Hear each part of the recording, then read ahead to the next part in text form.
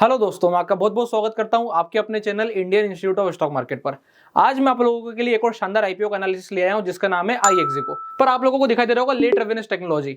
तो ये जो है एक्चुअली में कंपनी का नाम है और iExeco जिसके नाम से आप क्या करते हैं, अपने फ्लाइट टिकट बुक कराते हैं। इसके अलावा आप जो है ट्रेन टिकट बुक कराते हैं। कंफर्म टिकट का जो एप्लीकेशन है वो भी इसी के अंडर में ही आता है। तो इस हिसाब से जो है ये वाली कंपनी वर्किंग करती है। तो आज अपन इसका शानदार सा एनालिसिस करेंगे। ये जो कंपनी है ये अपना आईपीओ लेकर के आ रही है। इसका बेसिक वर्क क्या है? इसका बेसिक वर्क है आप लोगों को एक प्लेटफॉर्म प्रोवाइड करना जिसके ऊपर जाकर के आप डिफरेंट फॉर्मेट्स में अपने लिए hotel booking, train ticket booking और इसके अलावा फ्लाइट बुकिंग कराते हो। कंपनी कब फाउंड हुई थी? 2006 में फाउंड हुई थी। अब सारी चीजें छोड़ के सबसे पहले समझ लेते हैं कि आईपीओ को अप्लाई करना चाहिए कि नहीं करना चाहिए। तो देखिए इस वक्त मार्केट का क्या नेचर है। मार्केट ने अभी हाल 4 जून के आसपास एक शानदार सा डिप दिया था और वो डिप देने के बाद वापस से प्राइस ने फिर से नया लाइफ टाइम हाई टच कर दिया है।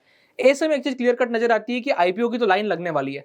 तो आपको बहुत सोच समझ के एनालिसिस करना है कि मार्केट नया लाइफ टाइम हाई बना रहा है तो यहाँ पे आईपीओ तो लिस्टिंग गेन देने की संभावना रखेंगे ही, पर हमें हमेशा सही आईपीओ चुनना जरूरी है। तो चलिए फटाफट जानते हैं कि क्या ये आईपीओ सही है।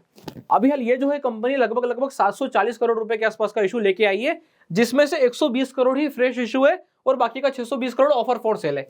इसका मतलब यहां से एक चीज निकल करके आती है कि यहाँ पर जो है कोई ना कोई पुराना इन्वेस्टर अपना माल खाली कर रहा है। कहां पर? मार्केट के लाइफ टाइम हाई पर। अब थोड़ा सा आगे की तरफ बढ़ते हैं कि क्या वो खाली कर रहा है तो वो ठीक कर रहा है, क्या यहां से फिर भी अपॉर्चुनिटी बनती है कि हम थोड़ा सा लिस्टिंग गेन निकालें? तो चलिए समझते हैं। सबसे पहले कुछ इंपॉर्टेंट डेट्स के बारे में बात कर लेते हैं। इसकी जो ओपन डेट है वो 10 जून से शुरू हो चुकी है, 12 जून को ये क्लोज हो जाएगा। जिस समय आपको वीडियो मिल रही है, मैं वीडियो लेट इसलिए बना रहा हूं ताकि आप लोगों को ये पता चल जाए कि अप्लाई करने का करेक्ट टाइम आ गया कि नहीं आ गया है। क्योंकि यहाँ पे आप देखोगे ये ऑलरेडी ओवर सब्सक्राइब हो चुका है। तो जैसे जैसे ओवर सब्सक्राइब होते चले जा रहे हैं यहाँ पे चांसेस कम होते जा रहे हैं।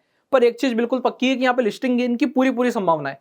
अब वो कैसे है, मैं क्या देख करके बोल रहा हूँ, हमारा मोटिव है कि आप लोग इसको समझ पाओगे मैं क्या देख करके आपको लिस्टिंग गेन बता रहा हूँ। क्या सही में लिस्टिंग गेन आएगा, हमें ये भी जानना जरूरी है। तो चलिए समझते हैं। इसका जो प्राइस बैंड है वो 88 से 93 रुपीज के आसपास का है। मिनिमम लॉट साइज जो आपको लेना जरूरी है वो है 161 की और टोटल अमाउंट इन्वेस्ट होगा यहाँ पे लगभग 15,000 रुपए के आसपास। 18 जून को हमें पता चल जाएगा कि ये स्टॉक कहां पर लिस्ट हुआ है, क्या हमें ये लिस्टिंग गेन देगा कि नहीं देगा। अब अपन आगे की तरफ बढ़ते हैं। सबसे पहले जान लेते हैं कि कंपनी ने क्या क्वार्टर ऑन क्वार्टर परफॉर्मेंस की है, इसके की परफॉर्मिंग इंडेक्स क्या बोल रहे हैं और इससे पहले कंपनी को पैसा चाहिए क्यों। तो मैं आपको बता देता हूं, कंपनी को पैसा बेसिकली जनरल कॉर्पोरेट एक्सपेंसेस को मेजर करने के लिए चाहिए। उनको ओवरऑल जो है अपने एक्सपेंसेस को सही तरीके से मैनेज करके चलना है और शायद तक अपनी कंपनी को बड़ा करना है, इसलिए जो है वो क्या लेकर के आ रहे हैं, आईपीओ लेकर के आ रहे हैं। अब एक और चीज मैं आपको बता देता हूं, 2 स्टॉक मार्केट में ऑलरेडी कंपनी लिस्टेड है जो इसकी कॉम्पिटिटर है। एक ही आपकी इज माई ट्रिप प्लानर, जिसके ऊपर मैं ऑलरेडी एक बार वीडियो बना चुका हूं कि वो कंपनी क्या दिखाई देती है, टेक्निकल बेसिस पे उसकी क्या ग्रोथ नजर आती है। और दूसरा है यात्रा.com। अब मैं आपको एक और इंटरेस्टिंग चीज बताने वाला हूं। अपन ये सब समझ लें कि रेवेन्यू क्या बोल रहे हैं, प्रॉफिट आफ्टर टैक्स क्या बोल रहा है, पर उसके पहले आपको एक इंटरेस्टिंग चीज बताता हूं। अगर आप चाइना को अपने देश से कंपेयर करेंगे तो आप देखेंगे कि चाइना में जो खुद के देश में टूरिज्म है वो भी इंडिया में डेवलप ही नहीं है। अगर आज मैं एक जनरल आदमी से पूछूं कि क्या आप अपने देश के चारों कोनों को सिर्फ विजिट किए हो, घूमने की बातें नहीं कर रहा हूं। अगर मैं आपसे बोलूं कि क्या आप ऊपर में आसाम घूमने गए हो तो 99% लोग बोलेंगे कि नहीं गया हूं। अगर मैं आपसे बोलूं कि नीचे में आप चेन्नई तरफ, तमिलनाडु तरफ या केरला तरफ कभी घूमने गए हो, आदमी बोलेगा नहीं गया हूं। गुजरात साइड आदमी बोलेगा हाँ एक आध बार कभी गया था। या आप बोलोगे यूपी तरफ तो हाँ एक आध बार कभी गया था। ऐसा जरूरी नहीं है कि एक आदमी ऑल ओवर इंडिया को घुमा ही घुमाओ, बिल्कुल भी चांस नहीं है।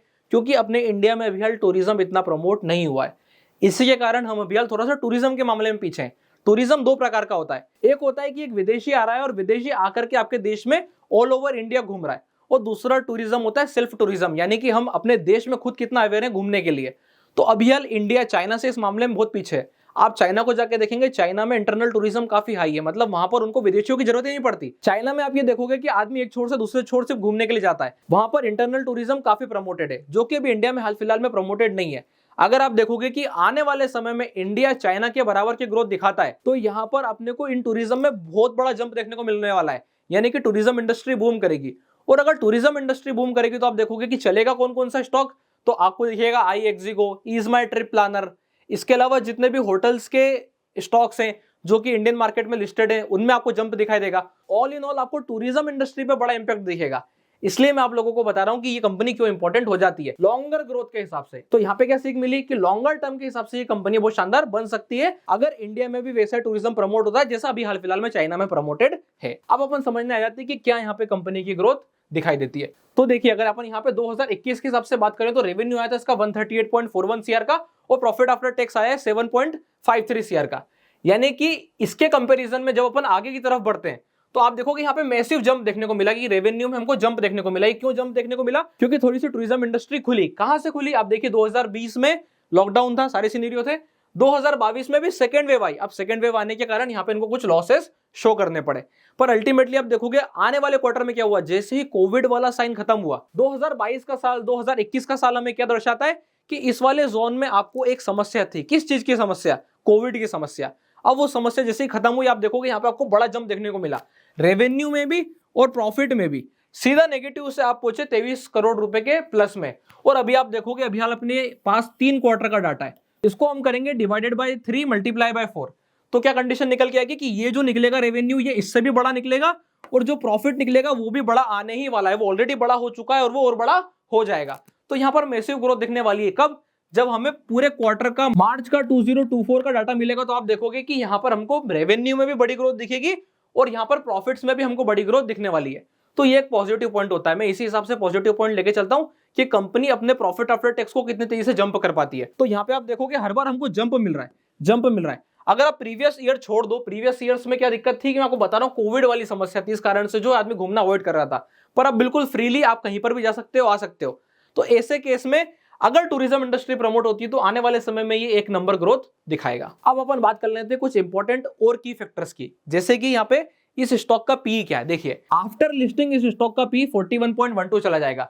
अगर आप इसको ईज माई ट्रिप प्लानर से या यात्रा.com से कंपेयर करेंगे तो ये अल्टीमेटली लो वैल्यूएशन है। किसके कंपेयर में? जो ऑलरेडी स्टॉक मार्केट में 2 स्टॉक लिस्टेड है। अगर आप नाम में देखेंगे तो इसका नाम ऑलरेडी बड़ा है। नॉर्मल व्यक्ति जो कोई भी ऑनलाइन बुकिंग करने के बारे में जानता है या ट्रेवल करने के बारे में सोचता है, तो कहीं ना कहीं एक बार वो इस वाले प्लेटफॉर्म को विजिट जरूर करता है। तो ऐसे में आप एक चीज देखोगे कि ये यहां से कहीं ना कहीं एक अच्छा पॉइंट निकल करके आता है। अब यहाँ पे बात कर लेते हैं की परफॉर्मेंस इंडेक्स की। तो रिटर्न ऑन नेटवर्थ इसकी 15% के आसपास है। प्राइस टू बुक वैल्यू उसकी 8.14 के आसपास है। अब अपन आगे बढ़ते हैं और एक बार ये समझ लेते हैं कि इसका ग्रे मार्केट प्रीमियम क्या चल रहा है। ग्रे मार्केट प्रीमियम से आप एक अंदाजा लगा पाओगे। देखिए कल ये आईपीओ क्लोज हो जाएगा। ऐसे में आपको ध्यान रखना है कि इसका ग्रे मार्केट प्रीमियम अगर एंड तक बिल्कुल होल्ड कर रहा है, जो कि मैं आप लोगों को हमेशा सजेस्ट करता हूं, पूरे चांस है कि आईपीओ को एक बार अप्लाई कर दिया जाए। मिलना होगा तो ठीक है, नहीं मिला तो कोई बात नहीं। मार्केट खुलने के बाद आईपीओ की लिस्टिंग के बाद भी हमेशा अपॉर्चुनिटी रहती है। हाँ, अगर आप आईपीओ की लिस्टिंग गेन के साथ ही प्रॉफिट जनरेट करना चाहते हैं तो वो एक अलग कॉन्सेप्ट हो जाता है। अगर हमें आईपीओ नहीं मिलता है तो वहां एक दिक्कत की बात हो जाती है। पर ऐसे में अगर आप देखोगे, अगर आप आईपीओ को अप्लाई करें या नहीं करें ये वाला डाउट हो जाता है। तो मैं आपको बता देता हूं कि जो इसका प्राइस बैंड है वो 93 रुपीज के आसपास का है, जैसा कि आपने देख ही लिया है। और ये ओपन का होने वाला, ये ओपन होने वाला है 121। किसके हिसाब से? अगर हम करंट ग्रे मार्केट प्रीमियम देखें तो ऐसे में एक चीज समझ में आती है कि यहाँ पे अच्छा खासा प्राइस में जंप है। 30% के आसपास का लिस्टिंग गेन होने की अभी संभावना दिखाई देती है। अगर यही ग्रे मार्केट प्रीमियम होल्ड कर जाता है कल भी, तो आप देखोगे कि यहाँ पे लिस्टिंग गेन पक्का मिलेगा। ऐसा मैं क्यों बोल पा रहा हूं? क्योंकि यहाँ से निफ्टी अभी कंटिन्यूअसली ऊपर के लेवल्स को होल्ड कर रहा है। और अगर मार्केट ने इस बीच एक बार और नया लाइफ टाइम हाई बना दिया, जब तक इसकी लिस्टिंग की बारी आई। लिस्टिंग की तारीख कब है? लिस्टिंग की तारीख है इसकी 18 जून के आसपास। तो ऐसे में आप देखोगे कि अगर प्राइस ने जंप ले लिया, निफ्टी ने नया लाइफ टाइम हाई मार दिया और ओवरऑल स्टॉक में हमको जंप देखने को मिला, चाहे वो स्मॉल कैप हो, मिड कैप हो, लार्ज कैप हो, कोई दिक्कत नहीं है। तो आप देखोगे कि यहां पर इसका लिस्टिंग गेन इससे भी बड़ा जा सकता है, क्योंकि कंपनी अच्छी है। तो ऐसे में अगर आप पूछेंगे अप्लाई करना चाहिए कि नहीं करना चाहिए, अगर मैं खुद इसको देखूं कि मुझे क्या करना चाहिए, तो मैं बोलूंगा कि अगर मेरा टारगेट शार्प लिस्टिंग गेन के लिए कि फटाक से लिस्टिंग गेन मिल जाए, तो एक बार मैं अप्लाई करने के बारे में सोचूंगा। और अगर आप ये बात करते हैं कि क्या लॉन्गर टर्म विजन के हिसाब से इसको होल्ड करना चाहिए, तो फिर उसके लिए मैं जल्दबाजी नहीं करूंगा। अगर आईपीओ मुझे मिल जाता है तो खुश होने वाली बात है, अगर नहीं भी मिलता है तो कोई दिक्कत नहीं है। मार्केट जितना भी ऊपर नीचे ओपन होगा, मुझे पता है कि एक बार तो प्राइस में करेक्शंस आते ही हैं, तब मैं स्टॉक को देखते हुए उसके एनालिसिस के साथ में जाकर के और उसके प्राइस एक्शन को समझते हुए उसमें बाइंग या सेलिंग के बारे में विचार कर लूंगा। अब यहाँ पे एक चीज का आपको ध्यान देना चाहिए, मैंने इसके पहले भी एक आईपीओ की वीडियो बताई थी जिसका नाम मैंने बताया था एक्सिकॉम। एक्सिकॉम ने एक अच्छा लिस्टिंग गेन दिया। लिस्टिंग गेन देने के बाद प्राइस नीचे की तरफ आकर के होल्ड हुई और होल्ड होने के बाद उसने एक बड़ा जंप बनाया।